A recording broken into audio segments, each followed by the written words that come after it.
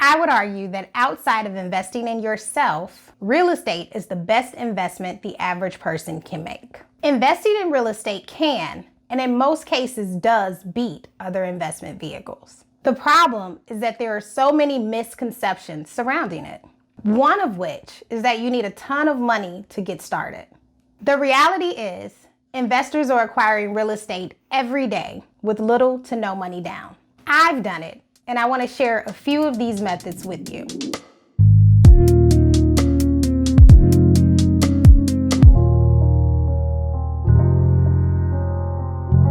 Hey guys, I'm Tasha with Inspired Investors, and this channel is all about sharing personal finance and real estate information to inspire freedom. Today, I'm going to talk about 3 methods to acquire real estate with little to no money down. So, if you have a big dream of investing in real estate, but not the big bucks to match, keep watching.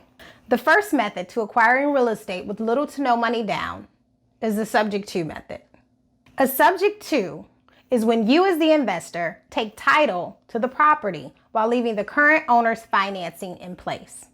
Essentially, this method is based on taking control of the property while taking over payments on the existing financing. There are several benefits to using the subject to method. There's no loan process, so you avoid tons of paperwork. There's no credit check.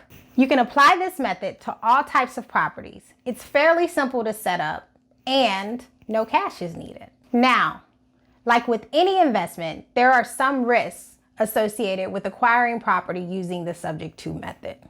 But honestly, there aren't many for the investor. One thing to be aware of is the due on sale clause. There's a clause present in most mortgage loans that essentially states if the title changes hands, the loan could be called due. However, most banks don't exercise this clause. Banks are in the business of selling money, not selling real estate.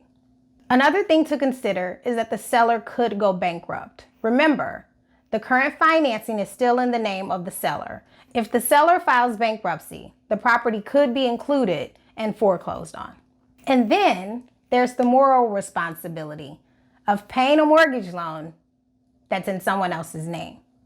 This may seem like a bigger risk for the seller. However, we're in the business of creating win-win-win situations. We want to keep the loan in good standing with the bank. We want to provide an easy exit for the seller, and we want to provide a lucrative real estate portfolio for you. Win, win, win. So this is a big deal and a huge responsibility. A second method to acquiring real estate with little to no money down, again, involves transferring the title, but this time by ways of a quit claim deed. This method is good if you're taking over a property that is owned free and clear by the seller. This is actually how I did my first deal. An investor agreed to deed a single-family residence over to me. I, in return, assured him that I could sell the property in a specific time frame. We agreed on an acquisition price. I sold the property, paid him our agreed upon price, and I profited the difference. Refinancing could also be an option at this point. Now that you are the owner of record, you can apply for a refinance rather than a purchase money loan, in which case you'd be required to put money down. Now, I left out a lot of the nuances to my deal. If you'd like to hear the full story, leave a comment below and I'll make a video addressing it. There are a lot of benefits to acquiring property via quitclaim deed. It's quick and quiet, it's cheap, and outside of filing the actual quitclaim deed itself, there's no paperwork. However, there is one huge risk to acquiring property using a quitclaim. There's no assurance that the title was clear. The property could have a cloudy title, or it may not even be fully owned by the grantor. For this reason, it's important that you do your due diligence when acquiring property using this method. The third method that I want to talk about is the option contract.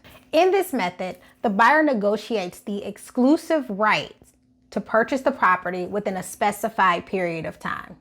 Usually it's about 6 months to a year. This method must be supported by what's called consideration. Essentially, that means that a value has to be given to the contract in order to make it enforceable. Typically, this would be done by the buyer paying an option fee or money provided upfront to secure the contract.